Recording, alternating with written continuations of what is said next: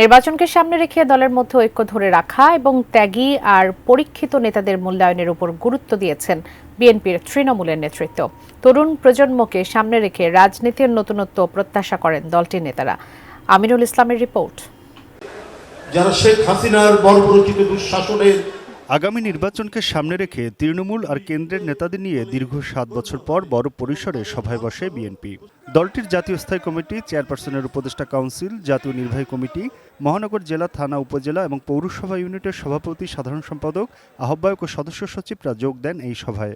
আরও ছিলেন দলের 11টি অঙ্গ ও সহযোগী সংগঠনের সভাপতি, সাধারণ সম্পাদক এবং 2018 সালের সংসদ নির্বাচনে দলীয় প্রার্থী এবং মনোনয়ন প্রত্যাশীরা। ভারপ্রাপ্ত চেয়ারম্যান জনাব তারেক রহমান। সারা দেশ থেকে আসা নেতাকর্মীরা এই বর্ধিত সভায় নিজেদের প্রত্যাশার কথা তুলে ধরেন দলের শীর্ষ নেতৃত্বের কাছে। সেগুলো আমলে নিয়েই সামনের কর্মকৌশল নির্ধারণ করবে বিএনপি। কিন্তু আজকে এই কথাই বলা হয়েছে, দুঃসময়ে যারা আছে তারা যাতে মূল্যায়িত হয়। আমাদের আগামীতে কীভাবে দল চলবে, কীভাবে নেতৃত্ব তৈরি হবে, সেটার মেসেজ আপনারা ইতিমধ্যে পেয়ে যাবেন।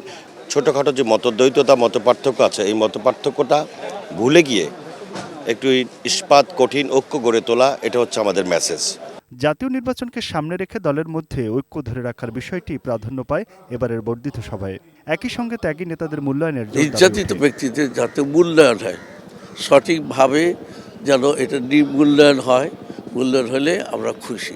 দেশ জুড়ে তোলপাড় ওয়ালটন ফ্রিজ কিনে আপনিও হয়ে যেতে পারেন মিলেনিয়ার। বেগম খালেদা জিয়া দীর্ঘদিন পরে তার মুখের কণ্ঠস্বর আমরা শুনতে পেরেছি, শুনে আমরা উজ্জীবিত। তৃণমূলের দুঃসময় যারা ছিল তাদেরকে যাতে মূল্যায়নটা হয়, এই মেসেজটাই আমরা তৃণমূলের মানুষ দিতে চাচ্ছি। 24-এর গণঅভ্যুত্থানের তরুণদের নতুন দলের বিষয়টি বিবেচনায় রেখে বিএনপির তৃণমূলে নতুন নেতৃত্বের প্রয়োজনীয়তার কথা বলেন অনেক নেতা।